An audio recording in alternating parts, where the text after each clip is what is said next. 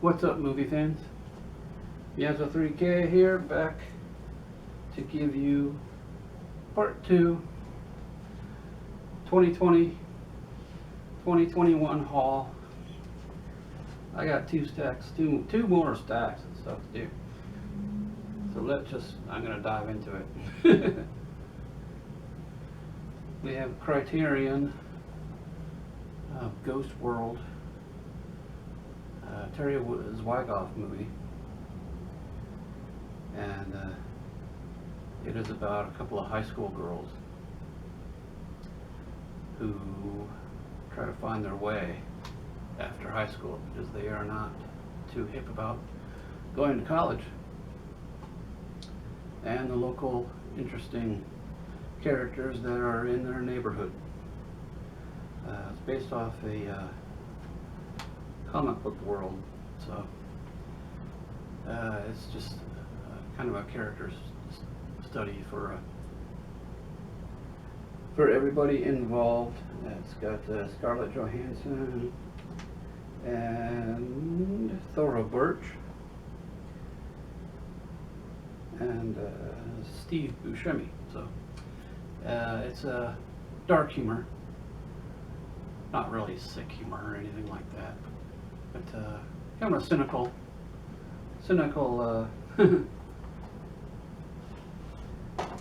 sarcastic kind of humor. Here's dark humor. If you want dark humor, here's dark humor. God Bless America.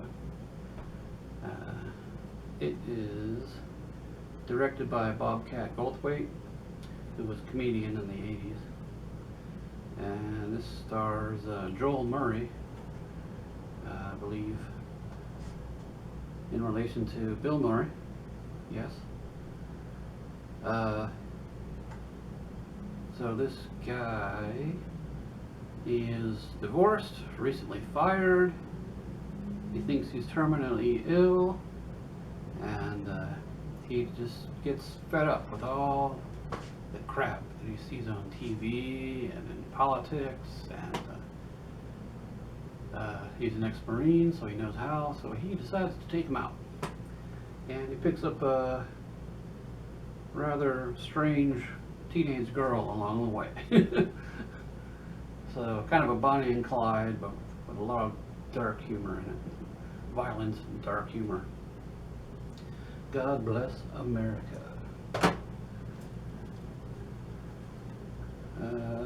Back in the 90s, this Congeniality, Sandra Bullock plays an FBI agent, goes undercover at a beauty pageant, trying to uncover a kind of an assassination attempt or something like that. But she's kind of unkempt, so very straight-laced business attire and a little unkempt. So they just have to give her a makeover, of course. So a lot of beauty pageant and sexist jokes and women's lib humor kind of thing going on there. And yeah, it's pretty funny. This is a double feature of the first one and its sequel on Blu-ray. There's a movie called Frank. I think I got this at the Dollar General. This guy who, I can't remember the reasons why, but he's always wearing a mask. This big giant head mask, and he's in a band, and his band are just tours here and there, bumps into a few friends, and we find out who, where, why. He's always wearing a mask, things like that. It's got an independent movie. Anyway, it's got it does have, let's see, Maggie Gyllenhaal and who's the big guy in here? Let's see, the guy that played in the X-Men. Michael Fassbender. Oh yeah, that's it. Yep, that Michael Fassbender. Could have sworn I had the other guy. Is that his name? Huh. Maybe I'm wrong. Could have sworn I had the guy that played in the X-Men. Magneto? Not the old guy, but the young guy. Maybe I'm wrong. Is that his name? Leave a comment below. This is a horror movie. It's a bit of a parody of the 80s slasher movies. It's called Final Girls. And it's really good. It's kind of like, it's a movie, it's stepping into a movie. It's kind of like Purple Rose of Cairo, but for slasher movies in the 80s. So a group of people get kind of sucked into this 1980s slasher movie, and they're trying to figure their way out and try not to get killed. And it's really neat, neat movie. And it's got, let's see, what we got here? Tessa Farmiga, Adam Devine, or Devine, or however you say it, and Nina Dobrev. That's some good people in it. So it's a little bit funny. It's not too scary, really. It's more thrilling, funny, and it's got quite a few awards. This one is Everything Must Go. Indie movie with Will Ferrell. Basically, I believe, if I remember right, he gets divorced, and it's just kind of a downhill slope from there.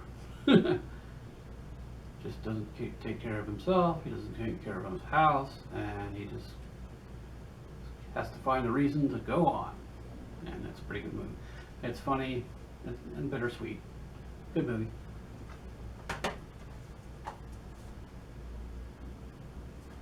This is Battle for Terra. It's a computer-generated animated movie.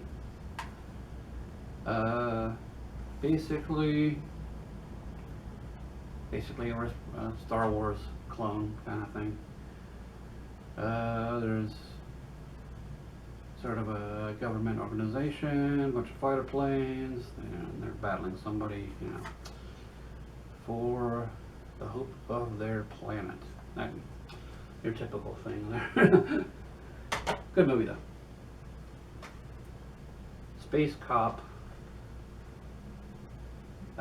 It's a very, very, very, very, very low budget version of RoboCop, shot in Milwaukee. So a lot of kind of sick humor and kind of like RoboCop really, but it's much more cheesy and eye-rolling kind of humor that, but it's amusing. It's amusing if you like, backyard B movies. Moonrise Kingdom is a Wes Anderson movie about a young boy and a young girl kind of run off into the wilderness. He's a Boy Scout, and I don't know exactly what you would call her, just a typical daughter. I think she was into like a beauty pageant or something like that. And he just picks her up, and they fall in love, and they take off, and then like the whole scout troop, and the authorities are searching everywhere for them, and they're just kind of living off the land. And it's got that typical quirky delivery and direction that Wes Anderson is known for. So, good movie. This is Flash Gordon, 1980 movie based off the comics strip from the 30s, and this is apparently George Lucas wanted to make a Flash Gordon movie, but he decided to just make up his own story instead. But somebody else did Flash Gordon, and this is it, and it's become a cult movie. because it's so cheesy. It's from the writer who used to write for Batman, the TV show, the 60s one. And it's got music, killer music by Queen in it. And this is the special edition from Arrow Video. And kind of an updated scan of it. So it was pretty cool. I was a little disappointed in some of the extras on here, because a couple of them are just clips from another documentary called Life After Flash, which is a documentary about Sam Jones, so which I have coming to me soon. So. But I think they could have done a little bit more on the extras, but it's pretty cool. It's pretty good. Bumblebee. This is what the first Transformers movie should have been. It's a bit of a nostalgia trip. It goes back to, it takes place in the 80s, and it's basically E.T. but with a robot. In this case, one of the Transformers characters called Bumblebee, the one that on the cartoon transformed into a yellow Volkswagen Beetle, and it's pretty good. Got John Cena in it, and Haley Stansfield, and it's a good show, entertaining.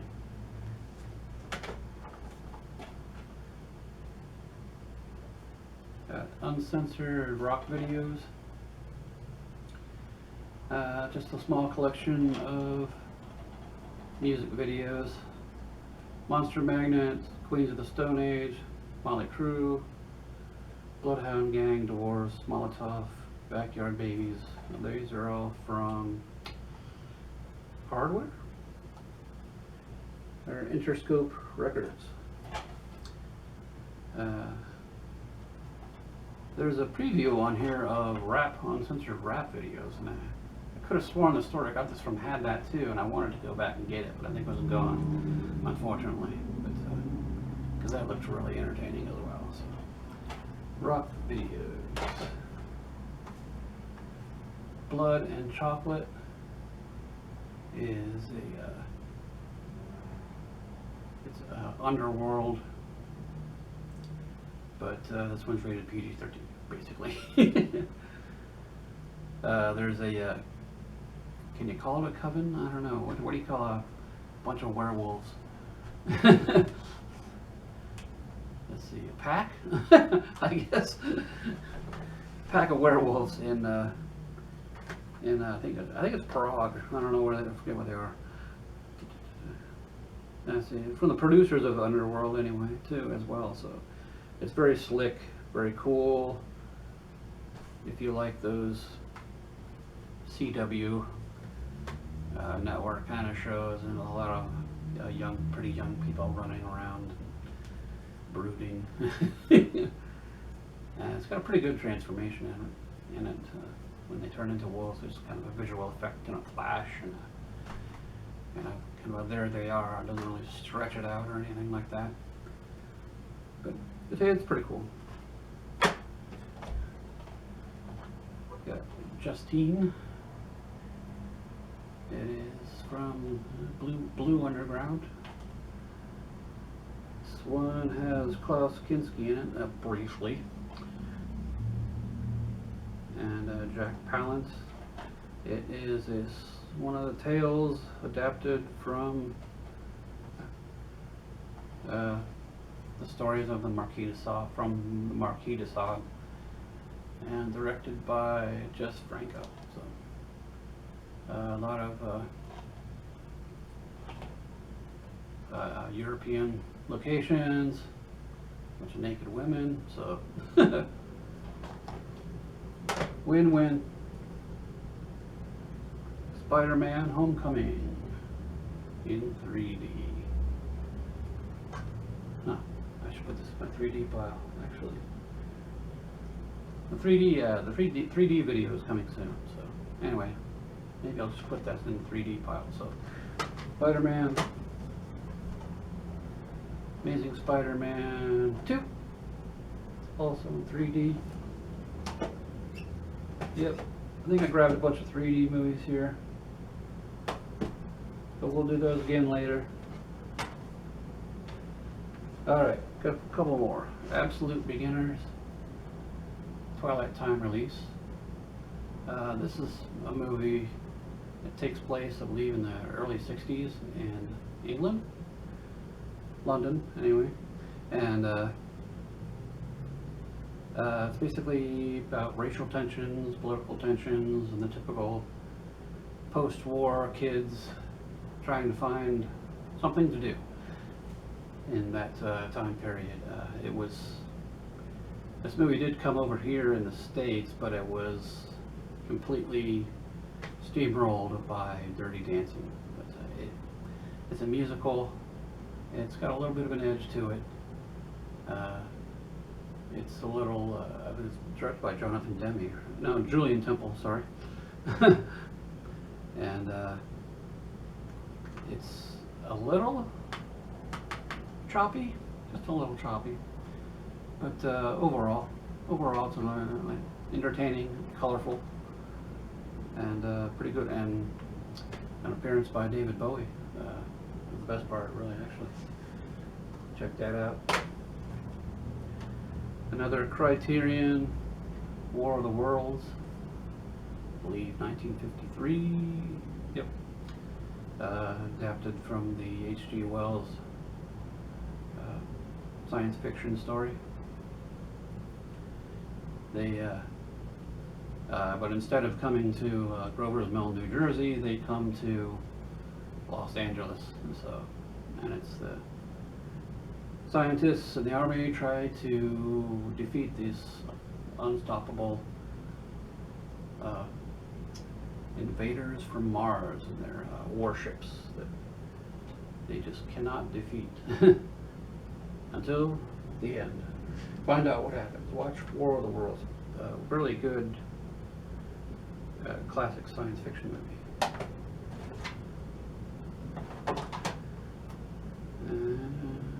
Journey to Space, narrated by Patrick Stewart. Lots of beautiful space footage, filmed for IMAX. So, yeah, eye candy. Ricky O, The Story of Ricky, is a cult movie. A lot of martial arts, lots of dismemberment, a lot of blood. This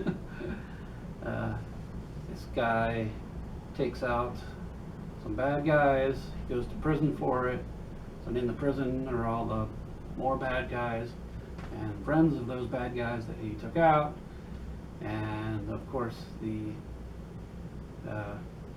evil, so to speak, lack of a better word, evil, and even in this case monstrous prison warden. So, and he's up against all of them, so he's got to take them all out in his bloody and fun way, kick-ass way. Great movie, great movie. All right, that is pile number 2.